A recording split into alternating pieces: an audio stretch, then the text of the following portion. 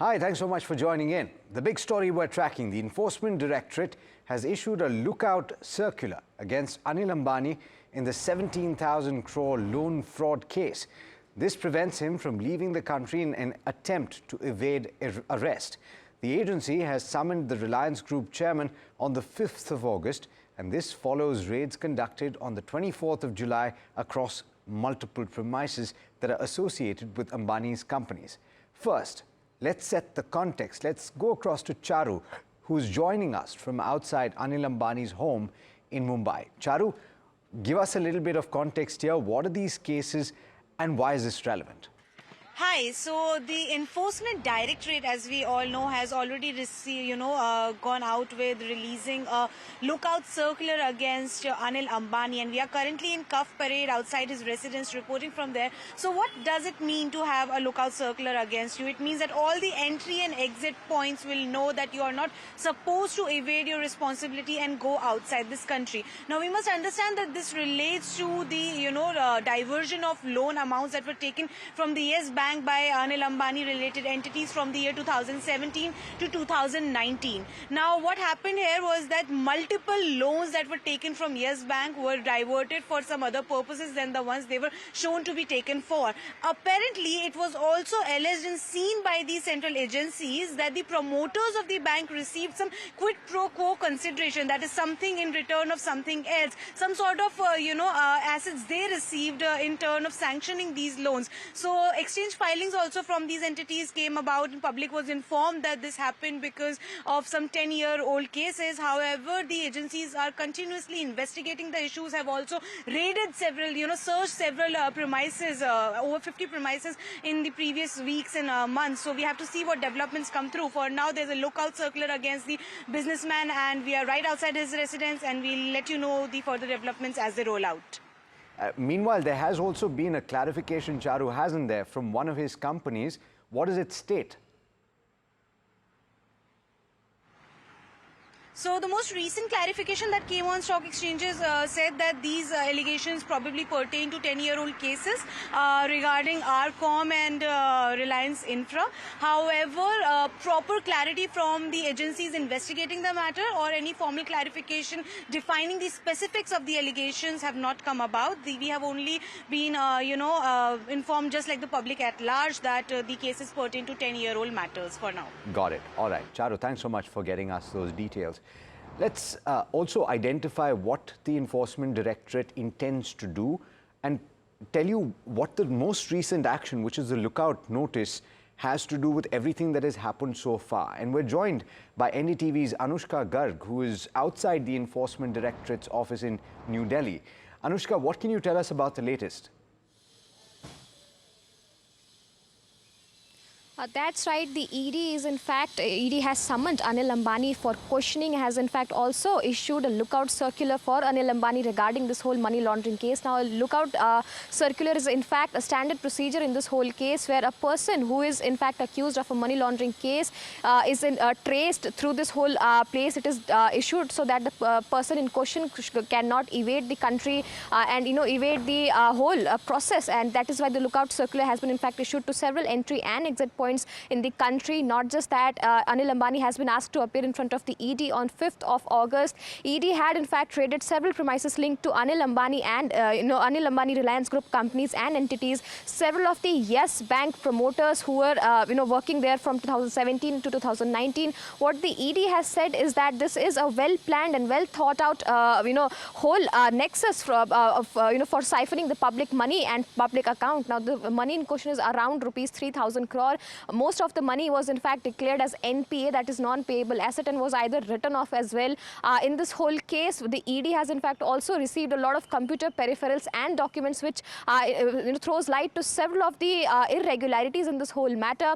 Not just that, ED has in fact also right now ED is investigating the nexus of bribe, because what ED is saying that there was an established quid pro quo management in this whole area, where the Yes Bank employees were also, Yes Bank promoters were in fact also getting money in their concerns. So now the ED is trying to question Anil Ambani regarding this whole matter from 2017 to 2019. Evergreening of the loan amount was being done. That means additional loans were given to repay the existing ones, and this is also a very standard procedure, which is not very legal. Not just that, proper verification of the documents was not being done. The name of same directors and same addresses were in fact used to take the loan. Shell companies were used to divert the money. ED had in fact also launched investigation in Bhubaneswar and Kolkata, wherein it was seen that there was a Biswal Trade Link Limited which used shell companies. Not just that, he was in fact also using a spoof account so that he could send messages, and was trying to impersonate SBI Bank itself, and that is what this whole matter pertains to. ED has right now summoned Anil Ambani for questioning on August 5th. So it remains to be seen what kind of the investigation is in fact about to go on. ED has found several of the computer peripherals and documents which throws light as to how a well thought of plan this was, and this whole money laundering was in fact being done, and the public money was being siphoned off. Understood. Over to you. Anushka, thanks so much for joining in and for putting all of that in perspective. Joined this afternoon by AC Singh, who is advocate and former Deputy Legal Advisor to the Enforcement Directorate, and Swapnil Kothari, who is a senior lawyer and Supreme Court lawyer, in fact, who's joining us as well. Gentlemen, thanks so much for taking the time. Let me go first to you, Mr. Singh. Just to put this in perspective, this is a high-profile case, absolutely, and you've just heard our reporter standing outside the Enforcement Directorate in New Delhi lay out the various allegations in the case. Help us understand the importance of the lookout notice in this case. Why is it so important? Actually, the lookout circular or lookout notice, it is a tool given to investigating agency with a view to prevent a person from fleeing abroad. Actually, in the past, you would have seen that Vijay Mallya, Mehul Choksey, Nirav Modi, they all fled away from India, and now we are working hard to bring them back. So in order to plug such loopholes, this LOC opening of lookout circular is very significant because of the fact that once LOC has been issued. In this regard, I would like to draw your kind attention. In 2010, there was one judgment of Honorable Delhi High Court in the case of Singh, where the Honorable Delhi High Court set certain guidelines to be followed by all agencies who are opening the LOC. However, in 2021, Ministry of Home Affairs have given a detailed guideline. Earlier, what happened that if a lookout circular was issued, its life used to be 1 year. Thereafter, if it was not extended, it will automatically lose its. Now, as per this new guideline issued by MHA, there is no automatic seizure of lookout circular. It will continue. For the person against whom LOC has been issued, he can approach to trial court where his matter is pending, or if no matter is pending, it is still under investigation, he can always approach to concerned High Court, showing his bona fide that he wants to go outside India, and if the High Court deems fit, then only he will be permitted. Otherwise, he will not be allowed to. Thanks so much for that explanation. Let me go across to you, Mr. Kothari, just to understand what the likely response will be. I think all attention now shifts to what happens on the 5th of August, at which point Mr. Ambani is going to be spoken to by the Enforcement Directorate, and several questions will need to be answered. But is there likely to be legal recourse that the Anil Ambani camp takes up? Well, what Mr. Ambani could do is, approach the High Court to get this lookout circular quashed. But I would assume that it's about 3 days left. He can still do it. But I think it's better to approach the Enforcement Directorate and let them ask you any questions. If you're in the clean, then I don't see a problem. You can answer as many questions as you want and answer them as openly and as freely and candidly. for the simple reason that Yes Bank has been in a quandary since quite some time and it walked out of it. But obviously, when you're a big lender or a big borrower from a bank which is in question or which has been questioned or which has been in legal wrangles, bound to be caught in the net somehow or the other.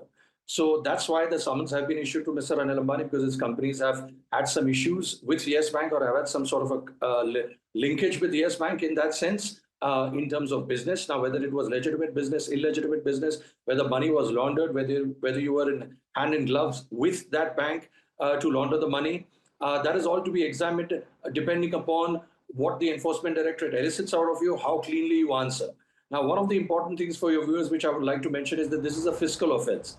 So, for example, income tax evasion, money laundering, these are all fiscal offenses. What that means is that the burden of proof lies on me to show that I have not evaded income tax, I have not laundered money. Unlike rape, murder, other crimes under the IPC or the BNS, where the prosecution has to prove beyond reasonable doubt that I am guilty. Here, I have to prove that I am innocent. So the onus shifts on me. So it's a double whammy in that sense, where Mr. Anil Ambani will be burdened to that extent to show that, look, these are the companies, this is what I was involved with, these are the decisions that I made, but I don't think this is what it was. I do not believe that there is any money laundering where we have been involved. And these are the documents, these are all the papers that you need to look at. So because the Enforcement Directorate, Alex, is going to look at every single strand, every single paper trail that will try to incriminate the companies or Mr. Ambani. Now, if they feel that the evidence is not sufficient, then it's their call whether they should include, the name of Mr. Ambani or the companies in the enforcement case information report. Yes. Now, which is what we call the ECIR, as opposed to the first information report, which is the FIR, when it's the police which is making the investigation. Yes.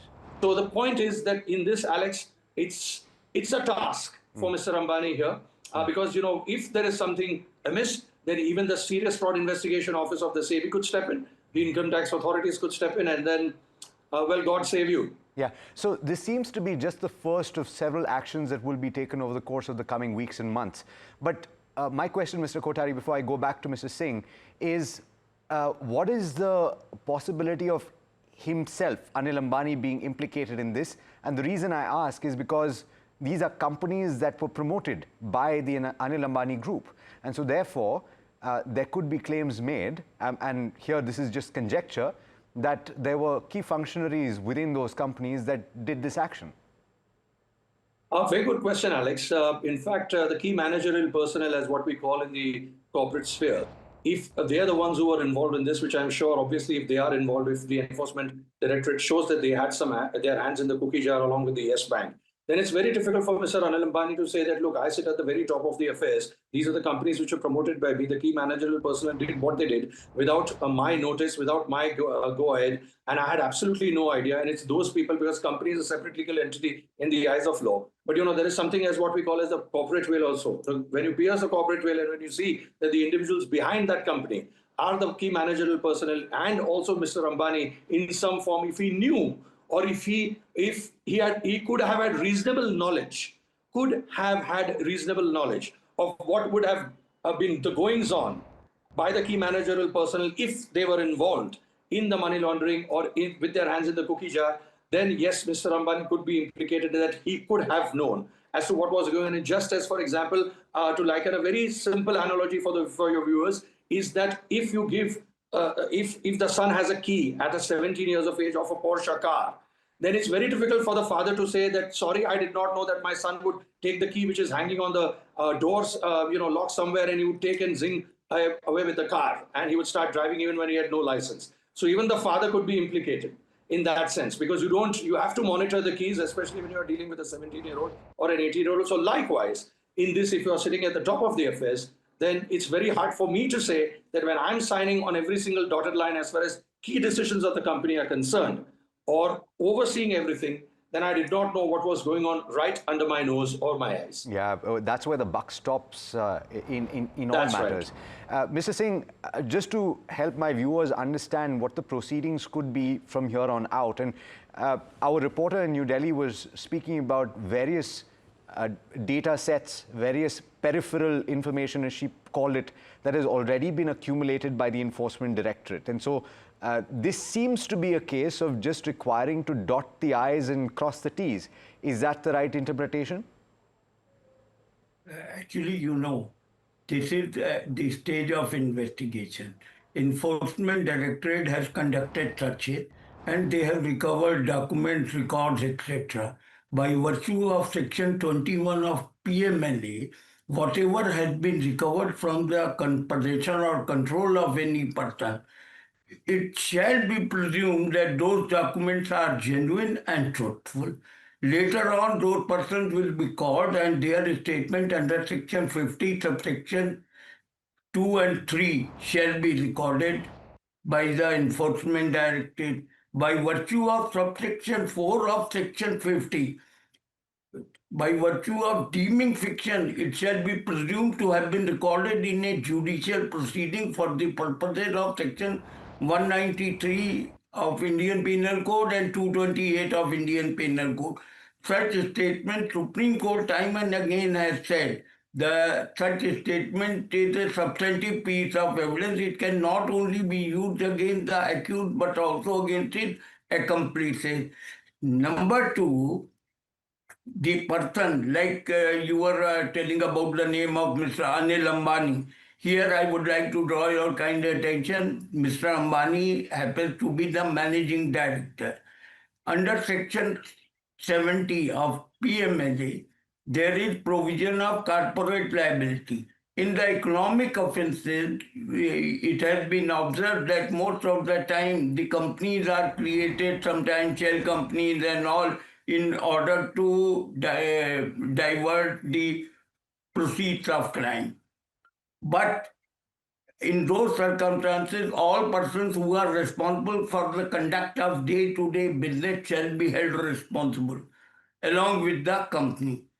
In this regard, I would like to refer one judgment, landmark judgment of Honorable Supreme Court pronounced in the case of Nita Balla versus SMS for pharmaceuticals. Right. In that case, Supreme Court has held that there are certain officers or directors of the company who, by virtue of their designation, are responsible for the conduct of day-to-day business, like managing director.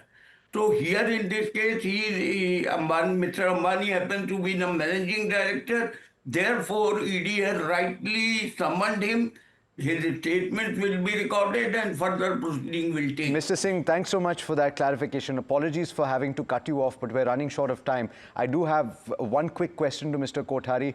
Mr. Kothari, do keep it short, and you do have a clarification that you want to make. But my question is, because so much time has elapsed since this case apparently took place, allegedly took place, is there any defense in the law that can state that this is something that is being dredged up from very far back? Well, in fact, I was going to come to that. Given the fact that enough time has lapsed and now you're drudging up, bringing up this case can work in your favor as a defense. And more importantly, the conviction rate, Alex, of the Enforcement Directorate has been very, very minimal. So, when, it has faced flack, yes, it has done a stellar job as far as some of the aspects are concerned. It has returned the money where it could. And in fact, there was an article in India Today some time back, and I had also written in Business Today on that they've done a good job as far as this is concerned. But when it comes to conviction rate, they could have done more. They should be doing more. They should make their cases more watertight. That's the only thing. Because what happens is that these kind of offenses need to be very, very watertight. You have to absolutely show the smoking gun where your hand is there, where you are involved, you knew what was going on, and you were privy and you had the criminal intention. Absent that, you have got all the defenses, especially in an adversarial system like ours, where you are innocent until proven guilty. That still works even in an onus, where the onus is on you. At the base of it, that is the criminal jurisprudence at the end of the day. But it is a mixture of both in that sense in these kind of cases. But it's still there that you have to have a watertight case, and if you are not going to have that, then you've got to let the birds escape. Absolutely.